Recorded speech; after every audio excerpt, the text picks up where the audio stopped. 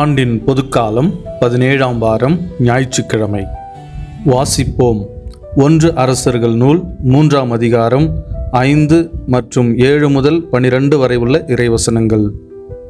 அன்றிரவு கிபையோனில் ஆண்டவர் சாலமோனுக்கு கனவில் தோன்றினார். உனக்கு என்ன வர வேண்டும் கேள் என்று கடவுள் கேட்டார். என் கடவுளாகிய ஆண்டவரே, நீர் அடியேனை என் தந்தை தாவீதுக்கு பதிலாக அரசராக்கியுள்ளீர். நான் செய்வதறியாத சிறுபிள்ளை. இதோ உமக்கென நீர் தெரிந்து கொண்ட திரளான மக்களிடையே அடியேன் இருக்கின்றேன். அவர்கள் எண்ணிக்கை கணிக்க முடியாத மாபெரும் தொகையினர். எனவே மக்களுக்கு நீதி வழங்கவும் நன்மை தீமை பகுத்தறியவும் தேவையான ஞானம் நிறைந்த உள்ளத்தை அடியேனுக்கு தந்தருளும். இல்லாவிடில் உமக்குரிய இம்மாபெரும் மக்கள் இனத்திற்கு நீதி வழங்க யாரால் இயலும் என்று கேட்டார். சாலமோன் இவ்வாறு கேட்டது ஆண்டவருக்கு உகந்ததாய் இருந்தது. கடவுள் அவரிடம், நீடிய ஆயுளையோ செல்வத்தையோ நீ கேட்கவில்லை, உன் எதிரிகளின் சாவையும் நீ விரும்பவில்லை. மாறாக நீதி வழங்க தேவையான ஞானத்தை மட்டுமே கேட்டிருக்கின்றாய். இதோ நான் இப்பொழுது நீ கேட்டபடியே செய்கிறேன். உனக்கு நிகராக உனக்கு முன்னே எவரும் இருந்ததில்லை, உனக்கு பின்னே இருக்க போவதும் இல்லை. தியானிப்போம்.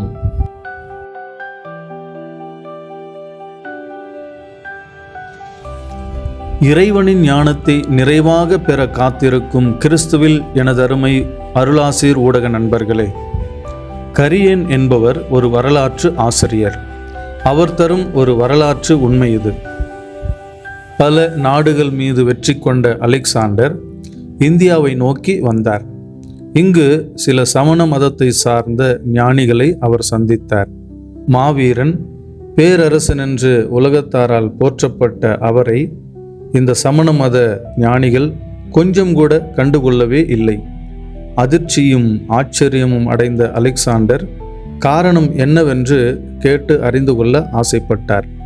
ஒருவர் இவ்வாறு பதில் தந்தாராம். ஓ அலெக்சாண்டரே, ஒரு மனிதனுக்கு தற்பொழுது அவன் நிற்கின்ற இடம் மட்டுமே சொந்தம். ஆனால் நீயோ உலகம் முழுவதும் உனக்கு சொந்தமாக்கி கொள்ள முழு மூச்சாக செயல்பட்டு கொண்டே இருக்கின்றாய். அதற்காக பல மைல்களை கடந்து போர்களையும் நீ செய்கின்றாய். அவற்றால் எந்த பயனும் இல்லை. நீ உனக்கும் மற்றவர்களுக்கும் பிரச்சனையாக மட்டுமே இருக்கின்றாய். விரைவில் நீ இறக்கப் போகின்றாய். மற்ற மனிதர்களுக்கு எவ்வளவு நிலம் ஒதுக்கப்படுமோ அதே அளவு நிலம்தான் உனக்கும் ஒதுக்கப்படும். சமண மத குருவின் பதிலை கேட்டு அலெக்சாண்டர் அதிர்ந்து போனாராம். அதிலிருந்த உண்மைத்தன்மை அவனுடைய மனதில் ஒரு சஞ்சலத்தை ஏற்படுத்தியதாம். இருப்பினும் அவன் தன்னை மாற்றிக்கொள்ள தயாராக இல்லை என்று கரியன் வரலாற்று ஆசிரியர் பதிவு செய்கின்றார். நம்மில் பலரும் அலெக்சாண்டரை போலத்தான் காலை முதல் மாலை வரை ஓடிக்கொண்டே இருக்கின்றோம். பல மைல்கள் பயணிக்கின்றோம். நினைத்ததை சாதிக்க வேண்டும் என்ற வெறியோடு அலைந்து திரிகின்றோம். இப்படிப்பட்ட முயற்சிகளில் எப்படிப்பட்ட பலன் கிடைக்கின்றது என்பதை பற்றி தான் இன்று சிந்திக்க சிறப்பாக அழைக்கப்படுகின்றோம். எந்த முயற்சியும் எடுக்காமல் சோம்பேறியாக இருக்க வேண்டும் என்பது அல்ல இங்கு சுட்டிக்காட்டப்படும் செய்தி. மாறாக நாம் தேடி அலையும் உண்மையான மகிழ்ச்சியின் அருகில் நம் முயற்சிகள் நம்மை கொண்டு செல்கின்றனவா என்பதுதான் இங்கு எழுப்பப்படும் கேள்வியாக இருக்கின்றது. கடவுள் சாலமோன் அரசனுக்கு தோன்றி உனக்கு என்ன வர வேண்டும் என்று கேட்டபொழுது அவர் ஞானத்தை வரமாக கேட்டார் என்று இன்றைய முதல் வாசகம் நமக்கு எடுத்து கூறுகின்றது. சாலமோன் கேட்பதற்கு எத்தனையோ காரியங்கள் இருக்க அவன் ஞானத்தை கேட்டது இறைவனுக்கு மகிழ்ச்சியை தந்தது. நீடிய ஆயுளையோ செல்வத்தையோ நீ கேட்கவில்லை, உன் எதிரிகளின் சாவையும் நீ விரும்பவில்லை என்று சொல்லி இறைவன் மகிழ்ந்ததாக நாம் வாசகத்தில் வாசிக்கின்றோம். பிரியமானவர்களே, வாழ்வில் 2 காரியங்கள் மிக முக்கியம் என்பதை நாம் அறிந்திருக்க வேண்டும். ஒன்று, எதை தேட வேண்டும் என்கின்ற தெளிவு. 2, அதை தேடி அலைவதற்கான ஆற்றல். தெளிவும் ஆற்றலும் இணைந்து செல்லும் பொழுதுதான் வாழ்வு முழுமை பெறுகின்றது.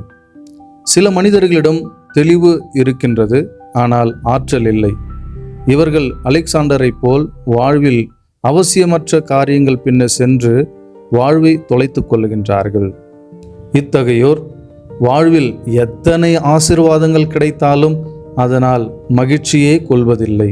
திருப்பாடல் 1:4 சொல்வது போல இவர்கள் காற்று அடித்து செல்லும் பதருக்கு சமமாக இருக்கின்றார்கள். வேறு சில மனிதர்களிடம் தெளிவு இருக்கும், ஆனால் ஆற்றல் இருக்காது. வாழ்வின் உச்சிக்கு கொண்டு செல்லும் காரியங்கள் குறித்து தெளிவு இவர்களிடம் இருந்தாலும் அதை தமதாக்கி கொள்ளும் ஆற்றல் அவர்களில் இல்லாமல் போகின்றது. இத்தகைய தெளிவையும் ஆற்றலையும் ஒரு சேர பெற்றிருந்த 2 மனிதர்களை குறித்துதான் இன்றைய நற்செய்தியிலே ஆண்டவராகிய இயேசு குறிப்பிடுகின்றார். ஒருவர் நல் முத்தை தேடி கண்டுபிடித்த மனிதர், இன்னொருவர் புதையலை தேடி கண்டுபிடித்த மனிதர். இவர்கள் இருவரும் அவற்றை அடைவதற்காக தங்களுடைய வாழ்விலே அவர்களிடம் இருந்த அனைத்தையும் இழக்க தயாராக இருந்தனர். அவற்றை அடைவதற்காக தங்களிடம் இருந்த பொருட்களை எல்லாம் அவர்கள் ஒரு பொருட்டாகவே கருதவில்லை. இங்கு முத்தையும் புதையலையும் நமது வாழ்வில் நாம் கொண்டிருக்கும் பொருளாதார வசதிகளோடு ஒப்பிட்டு பார்க்காமல் இறைவன் நம்மீது பொழியும் அன்பு, இரக்கம், ஞானம் போன்ற கொடைகளாக நாம் பார்க்க வேண்டும். இறைவன் தரும் இந்த செல்வங்கள்தான் உண்மையான, உயர்வான, நிலையான செல்வங்கள் என்ற தெளிவு நமக்கு வரும்பொழுது வாழ்வில் நாம் உயர்வானவை என்று கருதும் அனைத்தையும் குப்பைக்கு சமம் என்ற மனநிலைக்கு நாம் வந்துவிடுவோம். புனித பவுல், என்னை பொறுத்தவரையில் கிறிஸ்து இயேசுவை பற்றி நான் பெறும் அறிவே ஒப்பற்ற செல்வம் என்றும், இதன் பொருட்டு மற்ற எல்லாவற்றையும் இழப்பாக கருதுகிறேன். அவர் பொருட்டு நான் அனைத்தையும் இழந்துவிட்டேன். கிறிஸ்துவை ஆதாயமாக்கிக் கொள்ள எல்லாவற்றையும் குப்பை என கருதுகிறேன் என்று கூறுவது குறிப்பிடத்தக்கது. பிலிப்பியருக்கு எழுதிய திருமுகம் 3:8. அன்பார்ந்த சகோதர சகோதரிகளே, வாழ்க்கையில் சரியானவற்றை தேர்ந்தெடுத்து தெளிவான பாதையில் பயணிக்கும் பொழுது கடவுளுடைய துணை நமக்கு எப்பொழுதும் உண்டு என்கின்ற செய்தியைத்தான் இன்றைய 2வது வாசகத்தின் வழியாக புனித பவுலடிகளார் எடுத்து கூறுகின்றார். கடவுளின் திட்டத்தின்படி நடக்கின்ற அனைவருக்கும் ஆவியாரின் துணை கண்டிப்பாக உண்டு என்று உறுதியாக சொல்லுகின்றார் புனித பவுலடிகளார். ஆவியானவரின் அபிஷேகத்தை நிறைவாக பெறுவோம். ஆண்டவரோடு இணைந்து வாழ்வோம். ஜெபிப்போம்.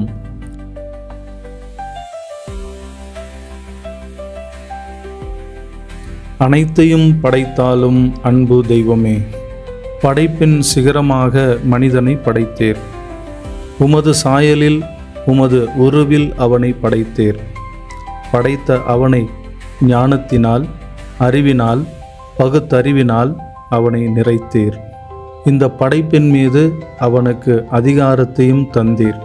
இந்த படைப்பை கடமை உணர்வோடு வழிநடத்தவும் அதை பாதுகாக்கவும் பராமரிக்கவும் தேவையான ஆற்றலையும் சக்தியையும் வல்லமையையும் அதன் மீது தந்தீர்.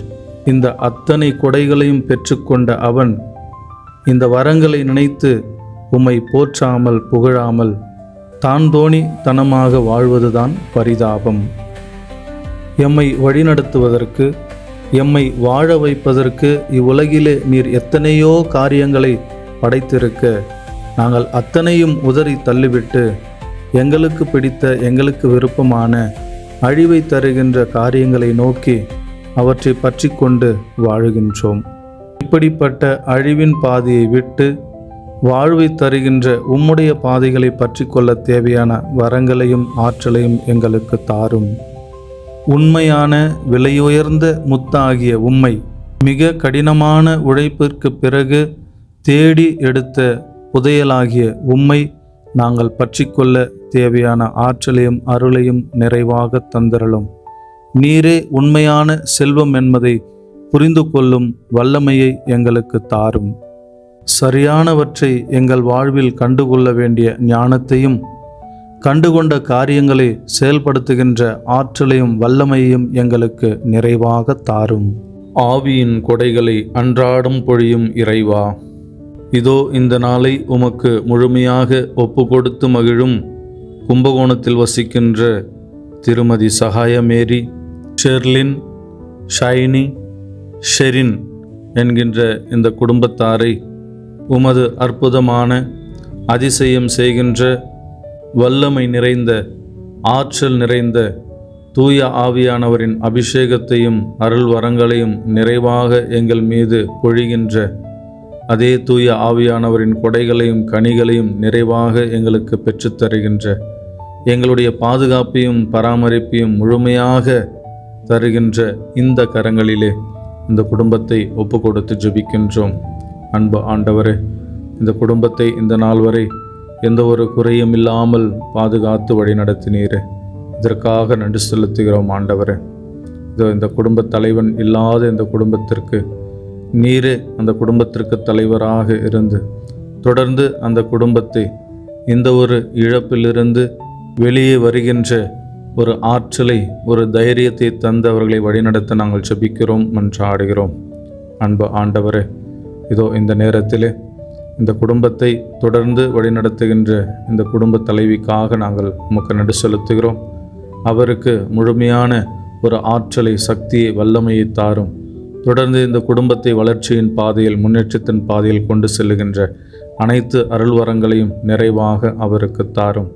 உடலிலே ஏற்பட்டிருக்கின்ற அந்த உடல் சோர்வுகள், மனதிலே ஏற்பட்டிருக்கின்ற மன சோர்வுகள், இந்த இழப்பினுடைய காயங்கள் அனைத்தும் அன்பு ஆண்டவரே உம்மால் ஆசீர்வதிக்கப்பட்டு அந்த சகோதரிடமிருந்து எடுத்து மாற்றப்பட்டு அவருக்கு நல்ல உடல் உள்ள சுகத்தை, ஆன்ம நலத்தை தந்து அவரை சிறப்பாக வழிநடத்த நாங்கள் ஜெபிக்கிறோம், மன்றாடுகிறோம்.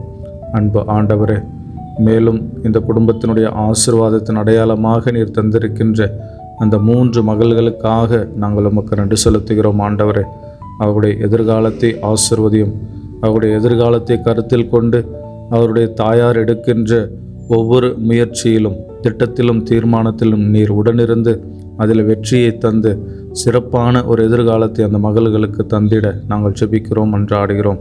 படிப்பில் சிறந்து விளங்கவும், நல்ல ஞானத்தையும் அறிவையும் நிறைவாக பெற்றுக்கொள்ளவும் அன்பு ஆண்டவரே நல்லதொரு நினைவாற்றலை அவர்களுக்கு கொடுத்து படிக்கின்ற காரியங்களை எல்லாம் மனதில் இருத்தி தேர்வு நேரங்களில் சிறப்பாக வெளிப்படுத்தி நல்ல மதிப்பெண்களை பெற்று நல்லதொரு எதிர்காலத்தை தந்து ஆசிர்வதிக்க நாங்கள் ஜெபிக்கிறோம், மன்றாடுகிறோம். அன்பு ஆண்டவரே, இந்த குடும்பத்தில் வளர்ச்சிக்கு எதிராக, முன்னேற்றத்திற்கு எதிராக இருக்கின்ற அனைத்து தடைகளையும் நீக்கியறலும். அவர்கள் செய்கின்ற அந்த மருத்துவ பணியை தொடர்ந்து மக்களுக்கு உமது மருத்துவ பணியாக செய்து அதிலே நலத்தையும் சுகத்தையும் மக்களுக்கு தந்து மகிழ்கின்ற நல்ல வரங்களை, ஆசீர்வாதங்களை இந்த குடும்பத்திற்கு தொடர்ந்து தந்து வழிநடத்திட நாங்கள் ஜெபிக்கிறோம், மன்றாடுகிறோம். அன்பு ஆண்டவரே, இந்த குடும்பத்தினுடைய தலைவராக இருந்து ஒரு முக்கிய அங்கமாக இருந்து இந்த குடும்பத்தினுடைய வளர்ச்சிக்காக, முன்னேற்றத்திற்காக தன்னையை முழுவதுமாக அர்ப்பணித்த, இதோ மரணத்தின் மூலம் இந்த குடும்பத்திலிருந்து பிரிந்திருக்கின்ற எங்களுடைய அன்பு சகோதரர் திரு பிஜே செபஸ்டின் காந்தராஜ் அவர்களுடைய ஆன்மாவிற்காகவும் இந்த நேரத்தில் ஜெபிக்கிறோம், மன்றாடுகிறோம். அன்பு ஆண்டவரே, அருட்பணி பிஜே சேவியர் அவர்களின் அன்பு சகோதரராக இருக்கின்ற இவர் எதிர்பாராத விதமாக எங்களிடமிருந்து மரணத்தின் மூலம் பிரிந்திருக்கின்றார். அன்பு ஆண்டவரே, இது ஒரு மாபெரும் இழப்பு. அருட்பணி சேவியர் அவர்களுக்கும் அவருடைய குடும்பத்தாருக்கும் இது சொல்லி தாழ முடியாத ஒரு வேதனை. அன்பு ஆண்டவரே, இந்த வேதனையை ஏற்றுக்கொள்ளுகின்ற, இந்த இழப்பை ஏற்றுக்கொள்கின்ற ஒரு தைரியத்தை அருட்பணியாளர் அவர்களுக்கும் நம்முடைய செபஸ்டின் சகோதரர் அவர்களுடைய குடும்பத்திற்கும் தந்து ஆசிர்வதிக்க நாங்கள் ஜெபிக்கிறோம், மன்றாடுகிறோம். அன்பு ஆண்டவரே, சிறந்த ஒரு மருத்துவ பணியை செய்து எல்லா ஜனங்களுடைய மனங்களிலும் இடம் பிடித்திருந்த எங்களுடைய அன்பு சகோதரர், அவருடைய இழப்பை அவருடைய குடும்பம் மட்டுமல்ல இந்த சமூகமும் ஏற்றுக்கொள்ள தேவையான அருளையும் ஆற்றலையும் தந்து வழிநடத்துவீராக. அவருடைய நன்மைகளை பெற்ற ஏராளமானோர், அவருடைய கரங்கள் வழியாக சுகத்தை நலத்தை பெற்ற ஏராளமானோர் இந்த இழப்பின் வழியாக வேதனையில் மூழ்கி இருக்கின்றார்கள். அன்பு ஆண்டவரே, இந்த வேதனையை நீரே தணித்து அவர்களுக்கு ஆறுதலையும் தேறுதலையும் தந்து வழிநடத்தியர்களை நாங்கள் ஜெபிக்கிறோம், மன்றாடுகிறோம்.